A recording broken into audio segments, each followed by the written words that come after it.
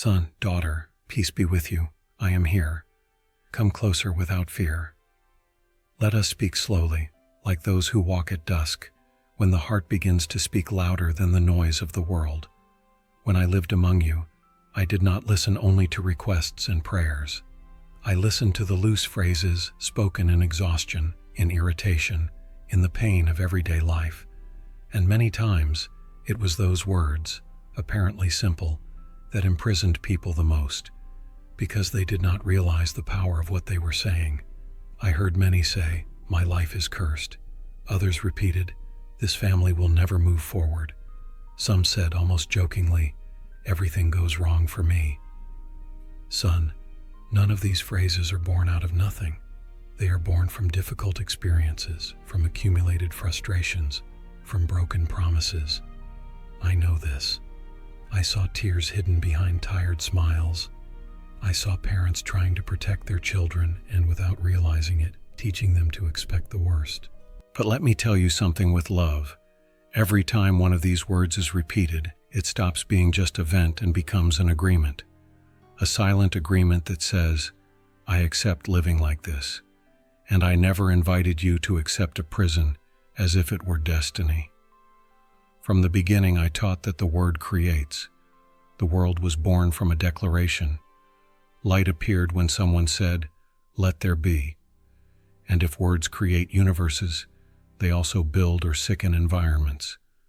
Your home feels what is spoken within it. Your heart learns to believe what it hears every day. Perhaps you grew up hearing harsh phrases. Perhaps those words came from previous generations marked by scarcity, abandonment, or injustice. I do not ignore that history. I embrace every part of it. But today I invite you not to automatically repeat what wounded you. When I encountered people labeled as impure, unworthy, or cursed, I did not confirm the label. I restored dignity. I offered a new beginning. Because when the word changes, the path also changes. Observe your routine, son. In moments of tension, what comes out of your mouth? When something goes wrong, what is the first phrase? When someone makes a mistake, what word comes to mind? Not to accuse you, never to accuse you, but to awaken you. Because every "there's no way" closes an invisible door. Every "it's always been this way" steals the courage to try again. Every "this is a curse" silences hope before it is even born. But I also tell you this: a single word of blessing can begin to heal years of wear. A caring phrase can change the atmosphere of an entire conversation. A declaration of hope, repeated consistently, transforms the environment without making noise. Today, try something simple and profound. When you notice a negative phrase about to come out, take a short pause, breathe, and consciously choose another way to speak. Where you would say, "Everything goes wrong," say, "We are learning together." Where you would say, "This house has no hope," say, "We are under construction." Where you would say, "It's a curse," say, "There is healing in progress." This is not about pretending everything is fine. I never ask that of you. It is about not turning pain into a final sentence. Pain passes, words remain. If you wish, share in the comments which phrase is most repeated today in your home. Bringing it into the light is already the first step toward transformation. Son, daughter, I am here. Love is the path, and every story can begin again when the word changes. Son, daughter, peace be with you. I am still here. Do not step away. Let us walk a little more together, because now we will touch something delicate, something that often leaves the mouth before passing through the heart. When I walked among you, I noticed how certain words were thrown like stones in moments of pain. Not because people wanted to hurt, but because they no longer knew how to express what they felt. And among those words, there was one that always carried a heavy weight. I hate. I heard it spoken between siblings. I heard it in weary marriages.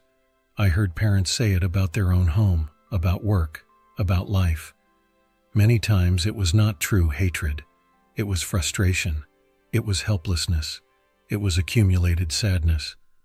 But even so, the word had an effect, because I hate does not just stay in the air.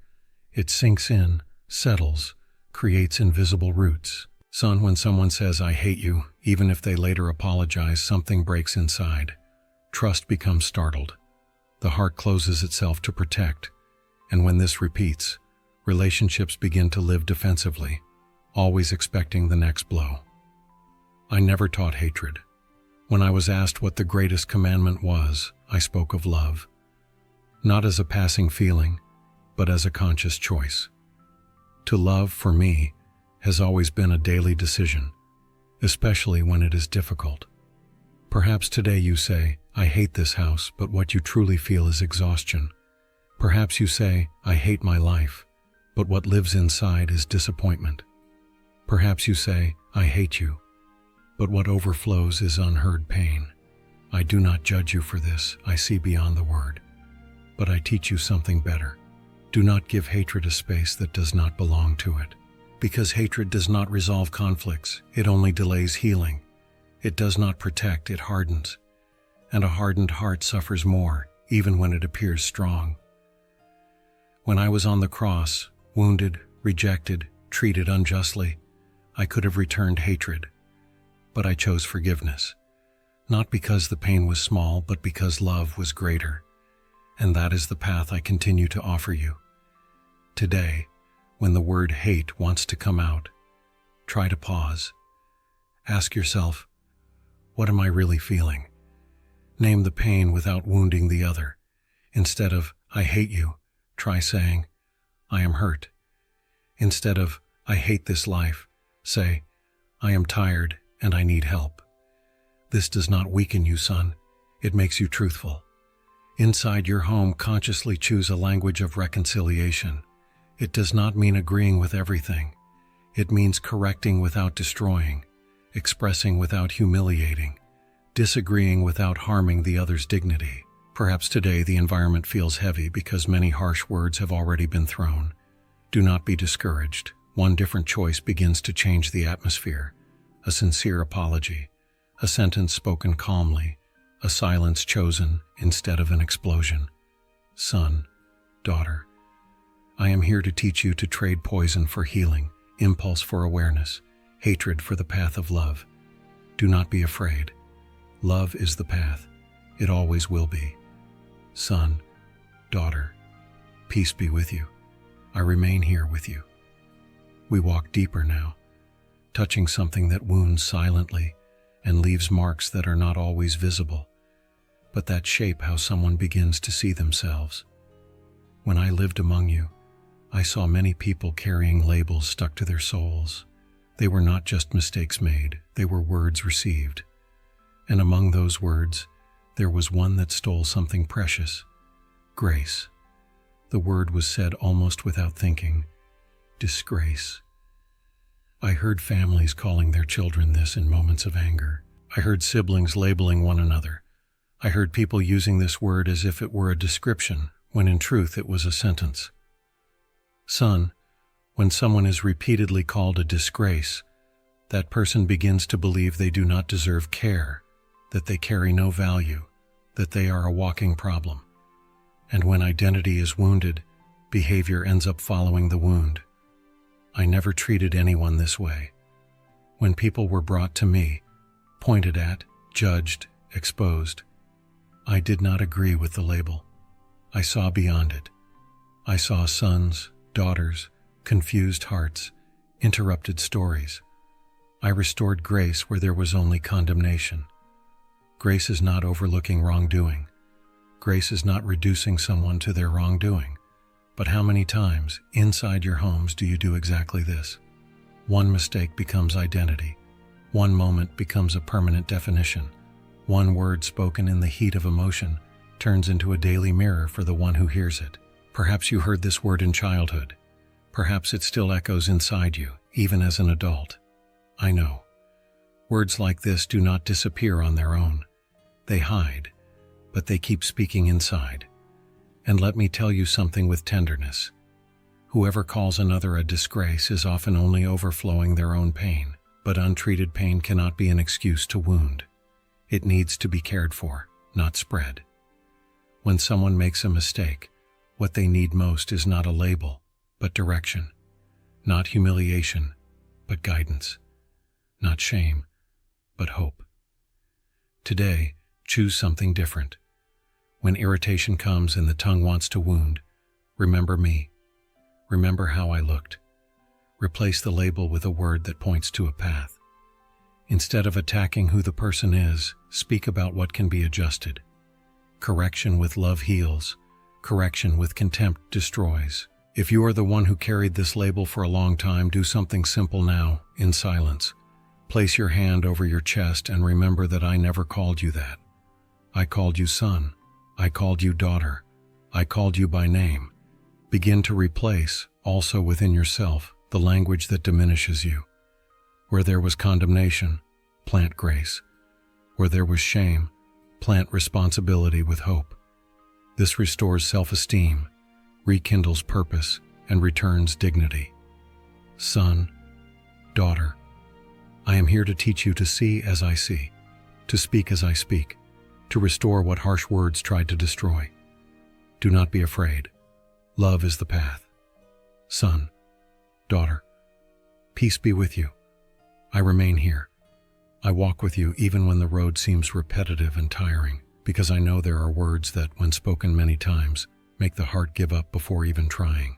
When I walked among you, I saw many who were not bound by visible chains, but by phrases repeated over the years, and among them was one that silenced faith almost imperceptibly. There is no solution. I heard this in homes wounded by time. I heard it in worn-out relationships. I heard it from tired parents, discouraged children, couples who no longer listen to each other. They said, "This will never change." They said, "We've tried everything." They said, "There's no way anymore." Son, these words do not merely describe a situation. They declare an ending before its time. They close doors on the inside, even when possible paths still exist on the outside. I never said, "There is no solution," in the face of human pain. In the face of illness, I saw possibility. In the face of sin, I saw restoration. In the face of death, I saw life. Not because reality was simple, but because hope never ceased to be true. I know this phrase is often born from extreme exhaustion, when conversation was tried and did not work, when help was asked for and delayed, when disappointment accumulated. I understand. I was close to exhausted hearts. I saw tears no one else saw. But let me tell you something with love. When the mouth declares there is no solution, the heart stops searching. And when the heart stops searching, it begins to get used to pain as if it were normal. Inside a home, this phrase creates a climate of silent defeat. People begin to coexist but not to dream together, to dialogue less, to expect less, to try less, not out of malice, but out of giving up. I do not call you to live this way. Perhaps today you cannot see a clear way out. That is okay. The solution does not always reveal itself all at once. Sometimes it begins small, almost invisible, like a seed. But no seed grows where it has been declared that nothing else can be born. Today, choose something simple and powerful. Change the sentence. Instead of "there is no solution," say, "we do not know how yet." Instead of "this will never change," say, "we are learning to change." Instead of "it's over," say, "we need help." These words do not solve everything by themselves, but they keep the door open. And while the door is open, hope can still enter. Inside your home, try to cultivate phrases that do not deny pain, but also do not crown it as final. Speak with truth, but without despair. Speak with responsibility, but with expectation. This changes the environment little by little, like the light that enters through a crack at dawn. Son, daughter, I am here to remind you that giving up was never my teaching. While there is love, there is still a path. While there is dialogue, there is still possibility. Do not be afraid. Love is the path. Son, daughter, peace be with you. I remain here, even when the words spoken inside the home have become too heavy to be carried in silence. Listen to me with an open heart, because now we speak of phrases that diminish from within, even when spoken out loud. When I walked among you, I saw people who made mistakes, stumbled, failed. I saw confused, impulsive, insecure disciples. I saw real falls. But I never used failure to define who someone was. I never reduced a person to their mistake, because when that happens, something inside them begins to shrink. I heard this phrase spoken many times: "You're worthless." Sometimes it came with others. "You never get it right. You only mess things up." And son, every time this is repeated, a part of identity is crushed. Perhaps the one who says it is trying to correct. Perhaps they are tired, frustrated, afraid the other will not change. I understand those emotions. I see the intention hidden behind the harshness. But let me teach you something with love. No one grows healthy hearing that they have no value. When someone repeatedly hears that they are worthless, they begin to believe it is pointless to try. Responsibility gives way to resignation. Effort loses meaning. And what should have been correction becomes silent condemnation. I never educated through contempt. I corrected with truth, but I always preserved value. I said, "Go and sin no more," not "You are good for nothing." There is a deep difference between confronting behavior and wounding identity. Behavior can be adjusted. Identity, when wounded, takes time to be restored. Inside a home, these phrases create insecure adults, anxious children, fragile relationships, people who begin to live trying to prove their worth or, on the contrary, giving up on trying, all because they learn to see themselves through words that do not heal. Perhaps you heard this for a long time. Perhaps this phrase still echoes inside you when you make a mistake. I know. Words like this create harsh internal voices, impatient, relentless. But let me remind you, this is not my voice. Today, begin to choose a language that corrects without diminishing. Instead of, "You're worthless," speak about what needs to change. Instead of, "You never get it right," point out what can be done differently next time. This is not being permissive, it is being responsibly loving. And if this phrase comes from your own mouth against yourself, do something new now. When you make a mistake, do not attack yourself. Acknowledge the error, learn from it, and move forward. Self-attack does not produce growth, it produces fear, and fear paralyzes. Inside your home, try affirming value before correcting. Remember who the person is before speaking about what they did. This creates an environment where growth is possible, where error is not the end, but part of learning. Son, daughter, I am here to teach you to form people, not shrink them.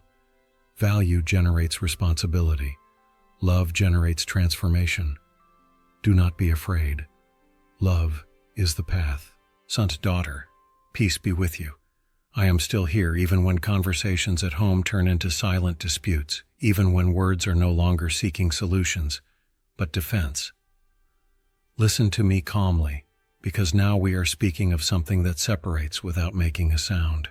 When I walked among you, I saw conflicts, I saw arguments, I saw real mistakes, but I also saw something that slowly made relationships sick, the constant need to find someone to blame, and almost always that need came wrapped in harsh phrases. "This is your fault. You ruin everything. If it weren't for you, none of this would have happened." Son, these words do not build justice, they build walls. Perhaps the one accusing is trying to protect themselves from their own pain. Perhaps they are tired of carrying everything alone. I know. I see the weight many carry in silence. But when every conversation ends in accusation, dialogue dies, and unity begins to fall apart. I never handled conflict by pointing fingers. When wrongdoing was brought before me, I brought light, not humiliation. I revealed the truth, but always with the purpose of restoring, not distancing. Inside a home, constant accusations create an environment of permanent defense. People no longer listen to understand, They listen to protect themselves. Every word becomes a threat. Every conversation becomes a battle. And so, even living under the same roof, hearts grow distant. Perhaps you recognize this today. Perhaps you notice that many conversations in your home begin with a problem, but end with exchanging blame. Not because love is absent, but because emotional safety is missing. And I want to teach you how to build that safety. When something goes wrong, instead of saying, "This is your fault," try saying, "How can we solve this together?" Instead of, "You always do this," say, "That hurt me." Instead of attacking the other person, speak about the impact the situation had on you. This is not weakness, son. This is maturity. It is responsibility without humiliation. I know that owning your part is not easy. Pride resists. The fear of being treated unfairly rises up. But when someone takes the first step in humility, the atmosphere changes. The tension eases. Listening returns. If today you carry excessive guilt because words always point at you as responsible for everything, remember me. I did not call you to live crushed. Responsibility is not the same as condemnation. Learn to tell the difference. Inside your home, choose to build bridges. Correct? Yes. Talk? Yes. Adjust direction? Yes. But do it without crushing the other under the weight of blame. Unity grows stronger when truth walks side by side with love. Son, daughter, I am here to teach you how to resolve conflicts without destroying bonds. Truth sets free when it is spoken with love. Unity is born when no one has to defend themselves all the time. Do not be afraid. Love is the path. Son, daughter, peace be with you. I walk with you, even when the harshest voice does not come from outside, but rises within you. There are words that are not shouted, but whispered in the inner places, repeated in silence until they start to feel like truth. And among the heaviest is this one: I'm a failure. When I walked among you, I met many who carried that sentence in their eyes. They did not say it out loud, but it shaped their steps. They were people wounded by mistakes, comparisons, unmet expectations, and little by little they stopped speaking about what they had done and started speaking about who they thought they were. Son, there is a deep difference between admitting a mistake and turning the mistake into an identity. I never confused a fall with a person's worth. I have never done that with you. Perhaps you say, my life didn't work out. Perhaps you repeat, I'm good for nothing. Perhaps you conclude, I'm a failure. I know, and many of these phrases are born after frustrated attempts, closed doors, promises that did not come true. I saw your effort. I saw your intention. I saw nights when you tried and were not understood. I ignore none of it. But let me tell you with love, when someone calls themselves a failure, the heart begins to hide. It stops trying, stops dreaming, stops hoping. And that fog does not affect only the one who speaks. It spreads through the environment. The house feels heavier. Conversations become shorter. Joy becomes rarer. I never called you a failure. I called you son. I called you daughter. When Peter failed, I did not discard him. When he fell, I lifted him. When he was ashamed, I found him again. Because failure was never the end of the story for the one who walks with me. Today, do something simple and true. When that phrase rises within you, do not fight it with violence, just replace it with awareness. Where I'm a failure comes, answer, I'm in process. Where I'm good for nothing comes, say, I'm still learning. This is not self-deception, it is truth with hope. Practice gratitude too, even on ordinary days. Gratitude clears the fog. It does not erase problems, but it reminds the heart that not everything is lost. Give thanks for what is still standing, for what you have already learned, for what is still breathing inside you. If others around you speak about themselves with contempt, do not agree with it. Offer another view. A word of encouragement can be the light that was missing that day. That is how a lighter environment is built, where people are not defined by their falls, but by the path they keep walking. Son, daughter, I am here to remind you who you are when exhaustion tries to convince you otherwise. Do not be afraid. Love is the path. Son, daughter, peace be with you. I remain by your side as we walk through words that seem small, but that raise strong winds inside a home. There are phrases that, repeated many times, begin to shape the atmosphere of a family like a slow, constant storm. And one of them is this: it's not going to work. When I walked among you, I saw people give up before they even tried. Not because they lacked ability, but because expectation had already been broken. The mouth had declared the end before the heart could persevere. I heard it said like this: nothing works here. This family is unlucky. You can try, it's not going to work. Son, when these words become routine, they teach everyone around to expect the worst. Children grow up believing failure is normal.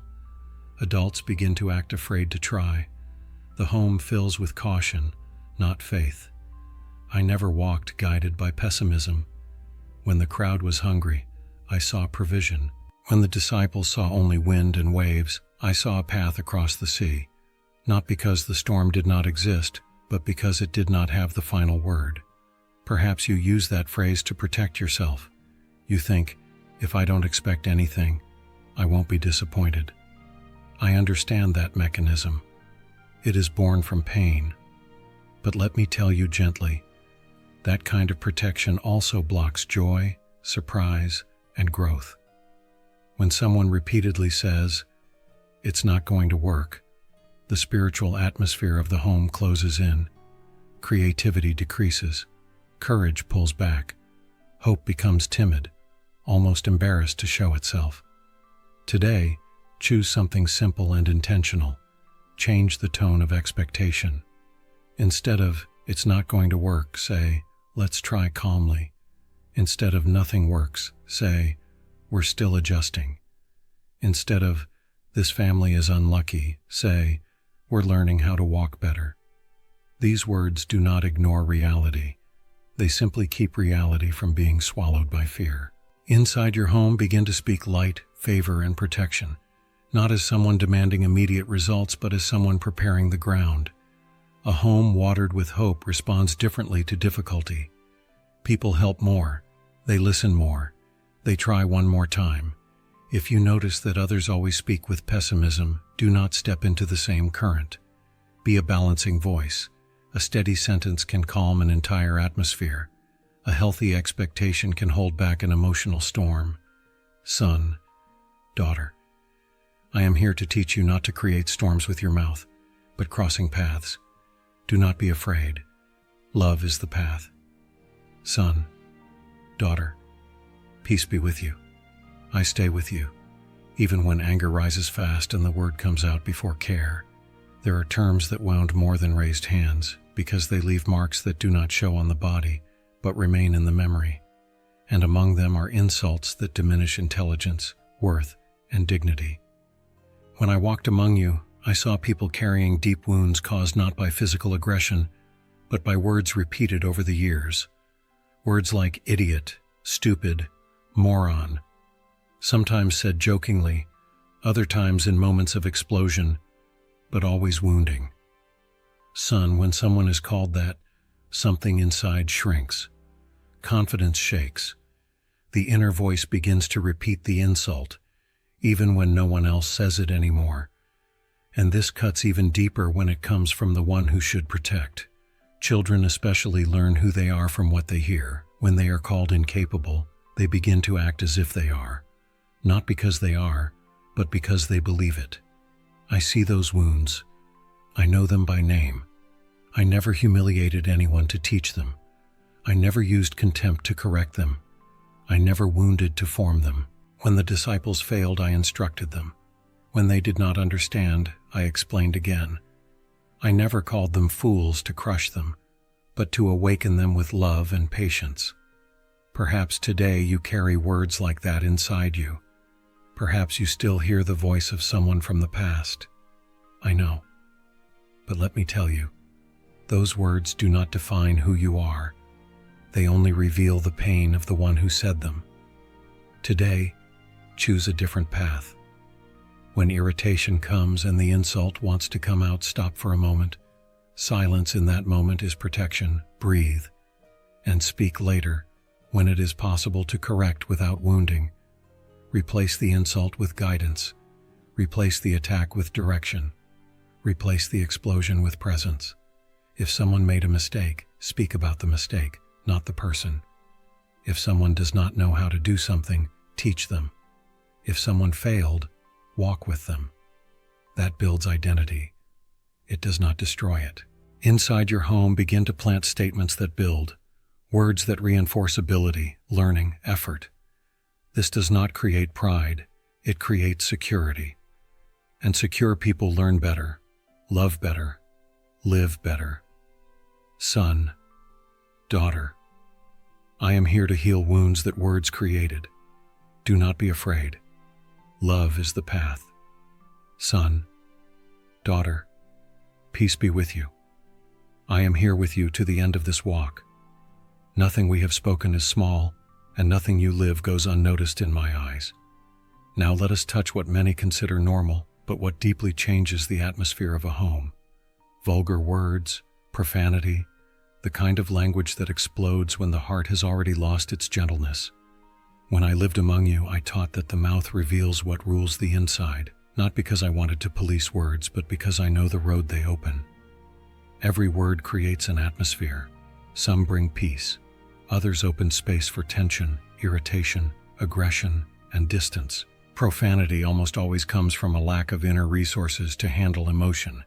It shows up when anger cannot express itself, when frustration cannot find language, when exhaustion has crossed the limit. I understand that. I know human weariness. But let me tell you something with love. Normalizing that kind of speech also normalizes emotional chaos. A home where profanity becomes common breathes impatience. Conversations become rougher, respect wears down, silence becomes tense, not restful, and little by little people begin to live on alert, as if any word could spark a fire. I never needed aggression to be heard. I never used vulgarity to express authority. My strength always walked together with gentleness. Perhaps you say, but it's just the way I talk. Son, the way you talk shapes the way you live. When a child grows up hearing profanity, they learn that this is the natural way to deal with conflict. When adults repeat it, the spiritual atmosphere of the home grows heavy, even if no one can explain why. This is not superstition. It is emotional coherence. The body reacts. The mind closes. The heart defends itself. Today, choose something simple, but transforming. When the urge to curse rises, replace it with a short pause. Breathe deeply, and if you still need to speak, speak to me first, in silence. A short prayer can fill the space where a curse word used to be. Something as simple as, help me, give me calm. I need peace right now. This changes the atmosphere, not all at once, but truly. Inside your home, choose consciously to clean up the language, not as a harsh rule, but as mutual care. Explain, adjust, learn together. Where there used to be explosions, build presence.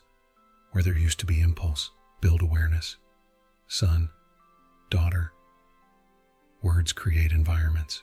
Environments form people, and transformed people transform stories. If these conversations have touched your heart and you want to keep walking with me in the next episodes, stay with me. Keep following this journey. There is still much love to share, much healing to happen, and if you feel these words could help someone you love, like and share. That way, more homes can breathe a little more peace. I am here. Do not be afraid. Love is the path.